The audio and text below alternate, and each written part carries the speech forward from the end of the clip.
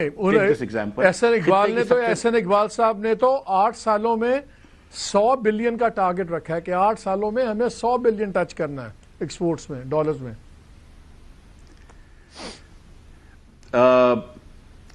میں اس کو اس طرح کہتا ہوں، پاکستان میں خطے میں سب سے مہنگی بجلی ہے۔ Indonesia, Thailand, Malaysia, South Africa, Vietnam, Cambodia سے بھی مہنگی بجلی ہے، اور ساؤتھ ایشیا میں سب سے مہنگی بجلی ہے۔ تو کوئی اگر انویسٹمنٹ کر رہا ہوگا تو وہ سوچے گا نا کہ بجلی پاکستان میں سب سے مہنگی ہے، چلو کوئی اور چیز سستی ہوگی۔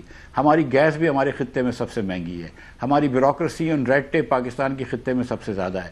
کراچی، لاہور، اسلام آباد سے فلائٹیں نہیں ملتی ہیں آپ کو دنیا بھر میں جانے کے لیے، جتنے کہ آپ کو ڈھاکے سے مل جاتی ہیں، جتنے کہ آپ کو دلی سے مل جاتی ہیں، جتنے کہ آپ کو دبئی سے مل جاتی ہیں۔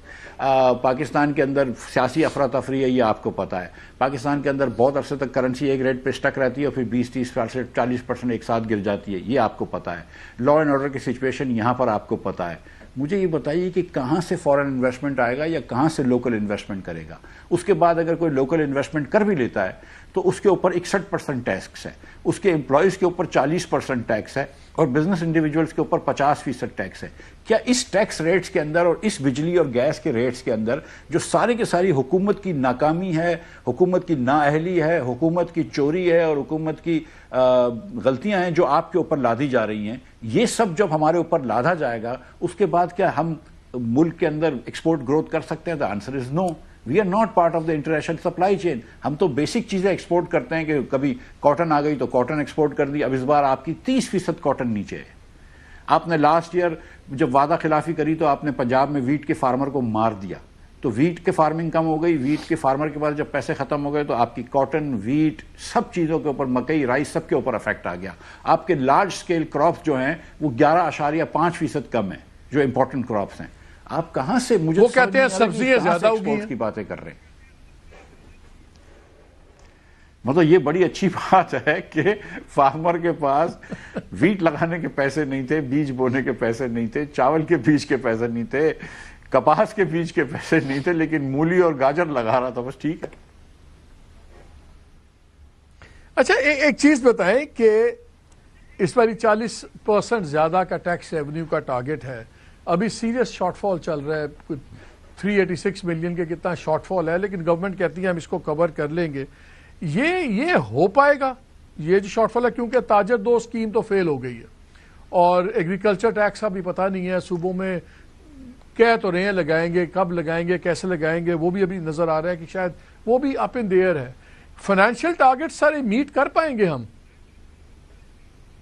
نہیں، دیکھیے سر، ایک تو ایف بی آر کی طرف سے یہ بات آتی ہے کہ ہم اس لیے ٹارگٹ نہیں میٹ پا رہے کہ انفلیشن کم ہو گیا ہے، کہ اتنی مہنگائی نہیں ہوئی جتنی مہنگائی ہم ایکسپیکٹ کر رہے تھے، تو ہم کو تھوڑا ٹیکس کم ملا ہے۔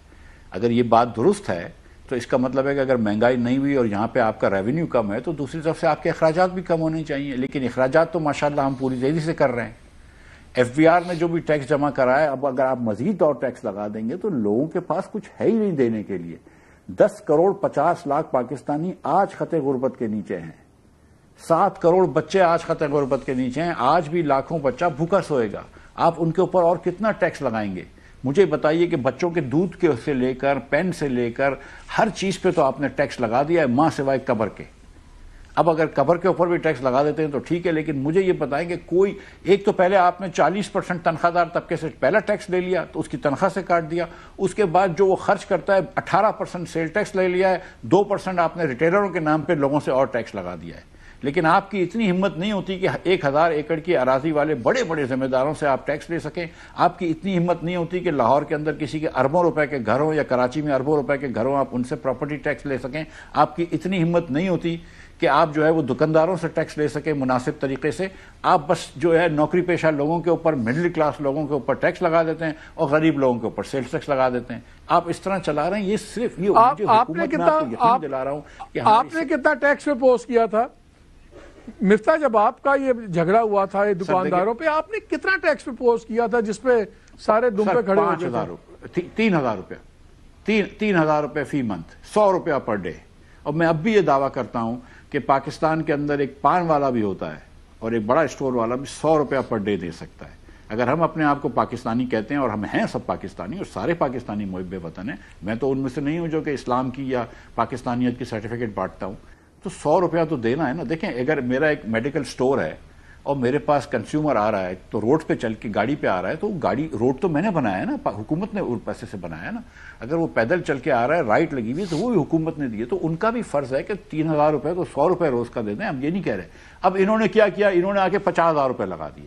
یار 50,000 روپے تو نہیں دے سکتے وہ, آپ 3-4 ہزار روپے کی بات کریں. پھر جب پریشر آیا تو انہوں نے 100 روپے کر دیا, 100 روپے پر منتھ. مطلب وہ ڈر گئے. سیریسلی دیکھیں یہ دے آر ناٹ سیریس.